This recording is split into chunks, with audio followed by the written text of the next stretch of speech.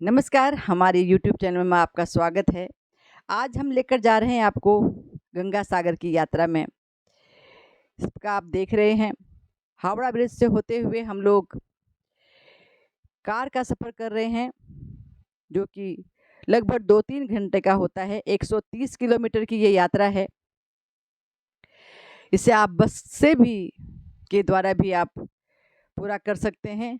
130 kilometre की ये लंबी यात्रा, ये आप पर ये डिपेंड करता है कि कितना ट्रैफिक है बीच में। और ये हम पहुँचे हैं पूरी करते हुए गाड़ी की यात्रा।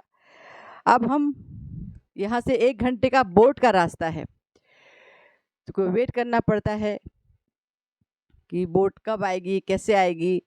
तो ये बोट की यात्रा के लिए हम लोग इंतज़ार कर रहे हैं।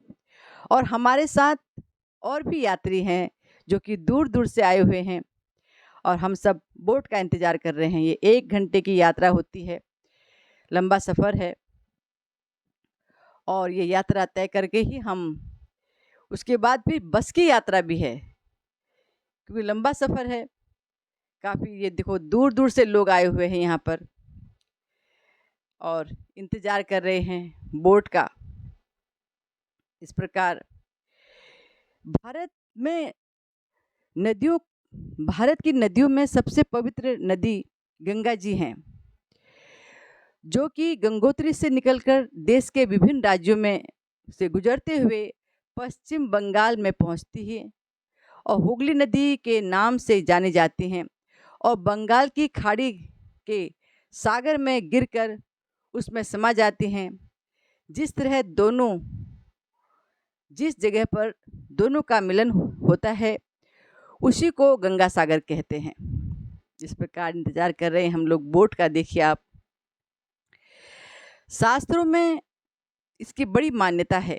कहते हैं कर्दम ऋषि के पुत्र के रूप में कपिल मुनि जी का अवतरण माना जाता है, जो कि स्वयं भगवान विष्णु के ही अवतार थे। इन्हीं कपिल मुनि जी का यहाँ पर आश्रम बताया जाता है, आश्रम है। और कपिल मुनि जी का यहाँ पर मंदिर बना हुआ है। ये देखिए, अब हम बोट में सफ़र कर रहे हैं। बोट में सवार होकर गंगा जी के उस पार, हम लोग नदी के उस पार जा रहे हैं, समुंदर के। ये देखिए,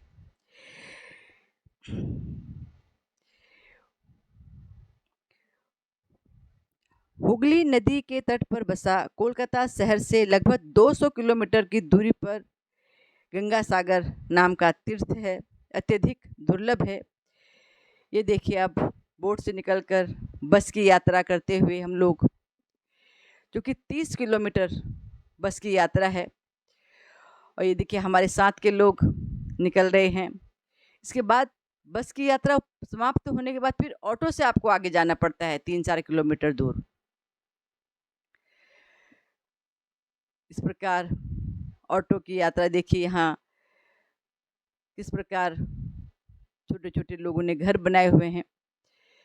ये अब हम पहुँचने वाले हैं सागर के तट पर।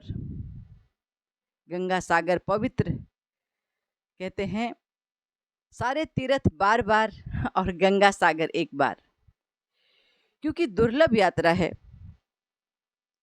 ऐसी मान्यता है।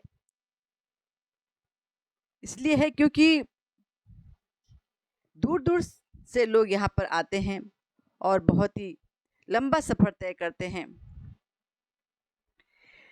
इसलिए ऐसी कहावत बताई जाती है, गंगा सागर की यात्रा अत्यधिक दुर्लभ है, दूर है।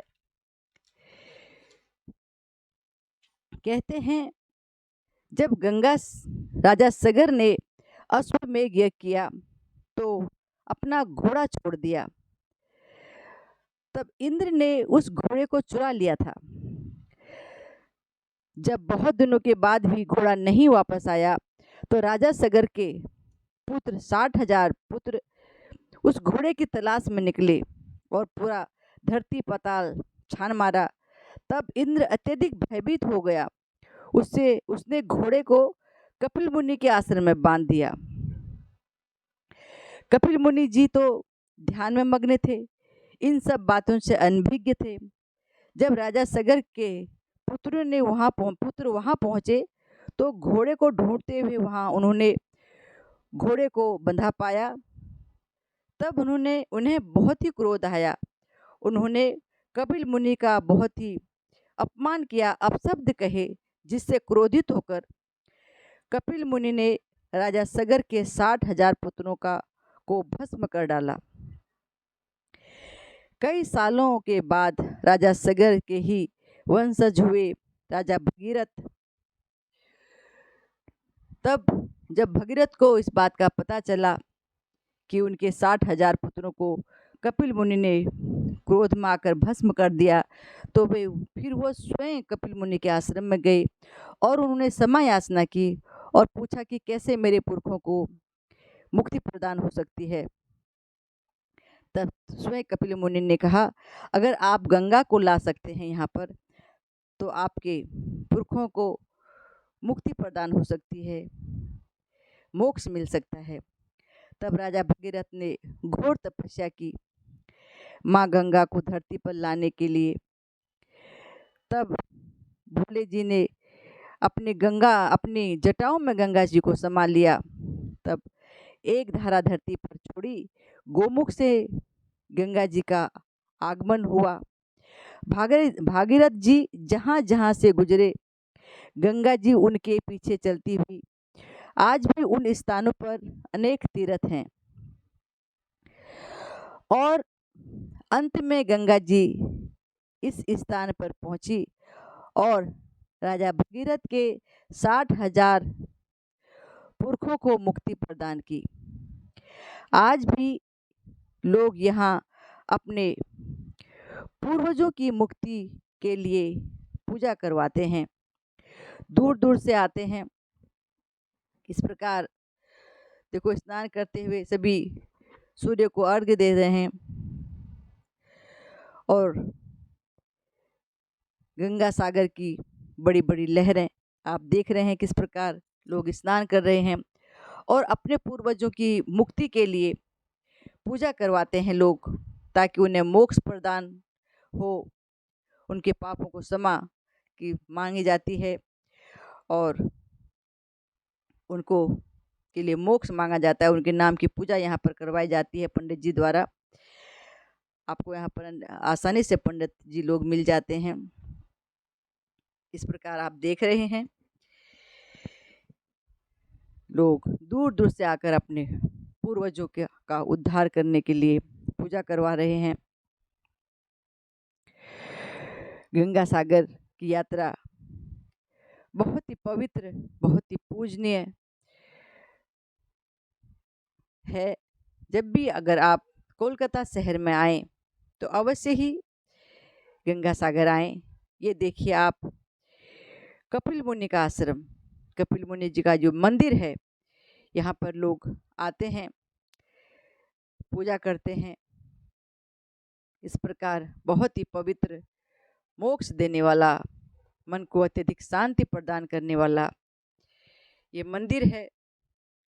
इस प्रकार यात्रा समाप्त होते ही हम फिर ऑटो के रास्ते वापस बोट जल्दी से जल्दी पकड़ने के लिए जा रहे हैं।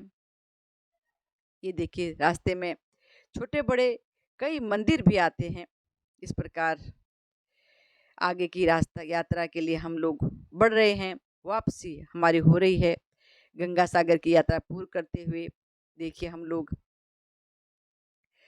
बोट का इंतजार कर रहे हैं। हम भी फिर से देखिए गंगा सागर, आप जगह जगह लिखा देखेंगे और कई जगह साइन बोर्ड लगे हुए हैं कि किस प्रकार हम किस रास्ते से जाएं और कितना टाइम लगेगा, ये सब लिखा हुआ है। ये गंगा जी, हम बोट में सवार हो गए हैं वापसी के लिए गंगा सागर की यात्रा पूरा करके। तो आप जब भी जाना चाहें गंगा सागर जा सकते हैं, क्योंकि अब तो कई साधन हो चुके हैं।